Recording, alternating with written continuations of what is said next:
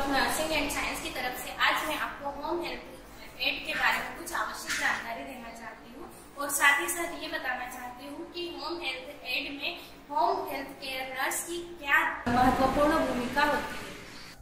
Home health care या home health add उन patient को प्रोवाइड किए जाते हैं जो हॉस्पिटल से पहले डिस्चार्ज हो जाते हैं या फिर बेड रिडन होते हैं। उनको डॉक्टर के द्वारा सलाह दी जाती है होम केयर के लिए। जो क्रिटिकली इल होते हैं, जो अपनी केयर नहीं कर पाते हैं, उस कंडीशन में हम पेशेंट को होम हेल्थ केयर प्रोवाइड करते हैं।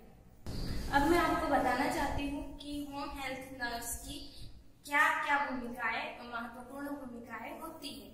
सबसे पहले नर्स को ये पता होना चाहिए कि जो पेशेंट है उसके वाइटल साइंस मतलब कि जीवित रहने के संकेतों को कैसे असेस किया जाता है, कैसे उनका पता लगाया जाता है कि पेशेंट के जो वाइटल साइंस है वो नॉर्मल है या एबनॉर्मल है, ताकि पेशेंट की कंडीशन या स्थिति के अनुसार उन्हें केयर प्रोवाइड की जाए। साथ ही साथ नर्स को पता होना चाहिए कि वाइटल साइंस के लिए हमें किन किन उपकरणों के बारे में पता होना चाहिए, कैसे उनका उपयोग किया जाता है, क्या क्या उपकरण उपयोगी होते हैं वाइटल साइंस के लिए, जैसे कि स्टेथोस्कोप को हार्ट साउंड सुनने के लिए उपयोग किया जाता है। स्फिग्मोमैनोमीटर, इससे ब्लड प्रेशर मेजर किया जाता है। थर्मोमीटर, जिससे हम शरीर का तापमान यानी पेशेंट का टेम्परेचर हम मेजर करते हैं। और ये है पल्स ऑक्सीमीटर, क्योंकि अभी कोरोना की महामारी है और इस स्थिति में सबसे ज्यादा ये देखा जाता है कि पेशेंट के लंग्स की ऑक्सीजन कैपेसिटी कैसी होती है, कितनी होती है। उस स्थिति की जानकारी के लिए हम पल्स ऑक्सीमीटर का उपयोग करते हैं।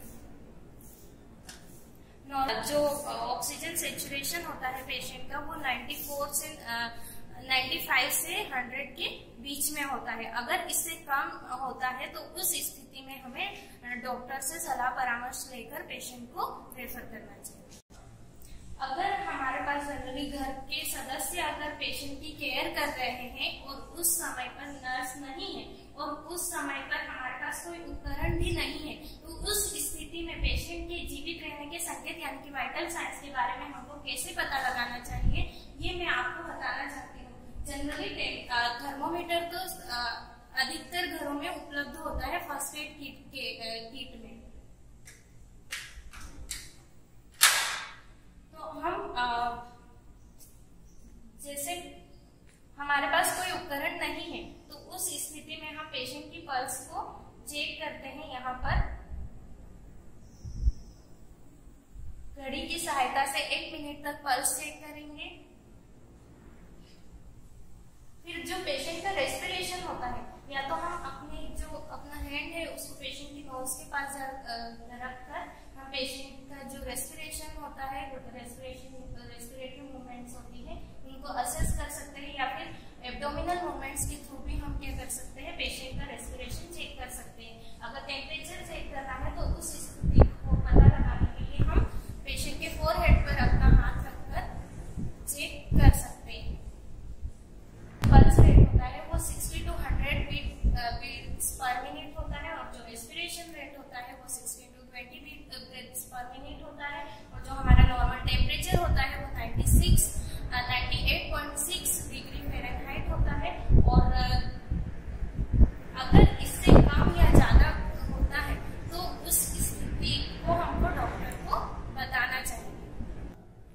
इसके अलावा पेशेंट के पर्सनल हाइजीन को मेंटेन करने में भी एक जो होम हेल्थ केयर नर्स होती है उसकी एक महत्वपूर्ण भूमिका होती है।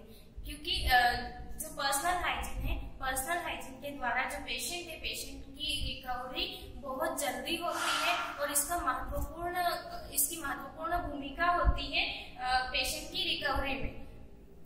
अगर पेशेंट कि हम पर्सनल हाइजीन मेंटेन नहीं करते हैं तो उस कंडीशन में क्या होता है, पेशेंट को इन्फेक्शन होने के चांसेस रहते हैं और पेशेंट की रिकवरी बहुत धीरे धीरे होने लगती है। पर्सनल हाइजीन में मेनली हम देखते हैं जैसे बाथिंग, अगर पेशेंट एबल नहीं है तो उसको बाथिंग प्रोवाइड करना। अगर पेशेंट का टेम्परेचर ज्यादा होता है तो उस कंडीशन में भी हम पेशेंट को स्पंज बाथ प्रोवाइड कर सकते हैं। या फिर जो टेपिड स्पंजिंग होती है, टेपिड स्पंजिंग मतलब कि गीला कपड़ा करके पेशेंट के सिर पर और उन एरियाज पर रखना है जहाँ से टेम्परेचर जल्दी से कम होता है।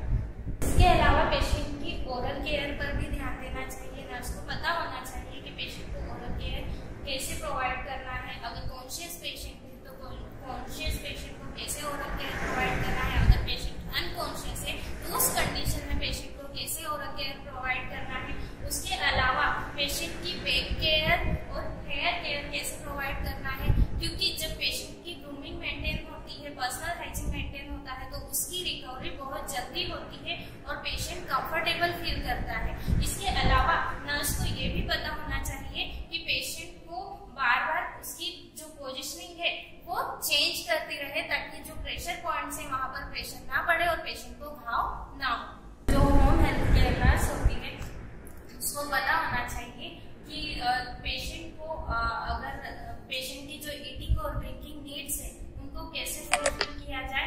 अगर पेशेंट की डिसीज के अकॉर्डिंग जो डाइट प्लान होता है उसको प्लान करके पेशेंट का जो ईटिंग और ड्रिंकिंग है उसका न्यूट्रिशन बैलेंस करके रखना है तो वो कैसे करना है, क्योंकि जब पेशेंट इल होता है तो उस कंडीशन में पेशेंट का जो टेस्ट होता है वो चेंज हो जाता है और पेशेंट ज्यादा इंटरेस्ट नहीं लेता है खाना खाने में, फूड टेकिंग करने में।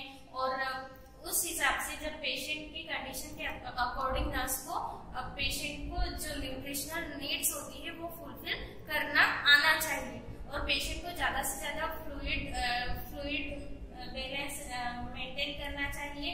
और जब पेशेंट नर्स को ये भी पता होना चाहिए कि अगर पेशेंट को राइस ट्यूब फीडिंग चल रही है तो उसको सही तरीके से कैसे राइस ट्यूब फीडिंग करवाना चाहिए।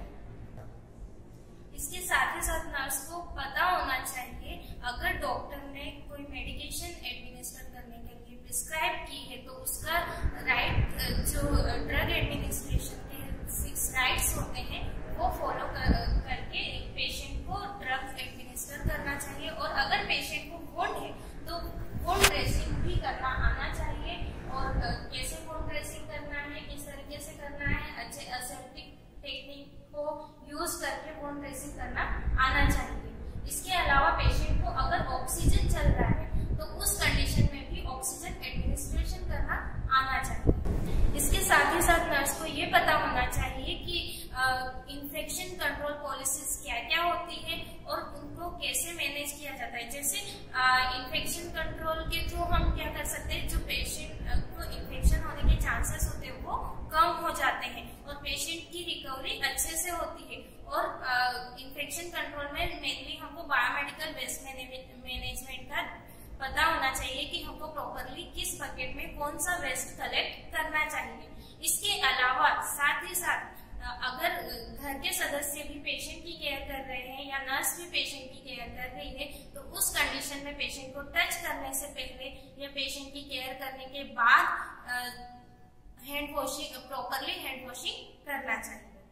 जैसा कि अभी हमने देखा है कि होम हेल्थ एड या होम हेल्थ केयर पेशेंट की कैसे करना चाहिए। अगर घर पर है, घर के सदस्य कैसे होम हेल्थ केयर प्रोवाइड कर सकते हैं, उसमें nurse home health care nurse की क्या क्या भूमिकाएं होती है, कैसे कैसे home health care nurse care provide करती है, ये सारी जानकारी मैंने आपको बताई है। मैं आशा करती हूँ कि मेरे द्वारा दी गई जानकारी आपके लिए उपयोगी साबित होगी।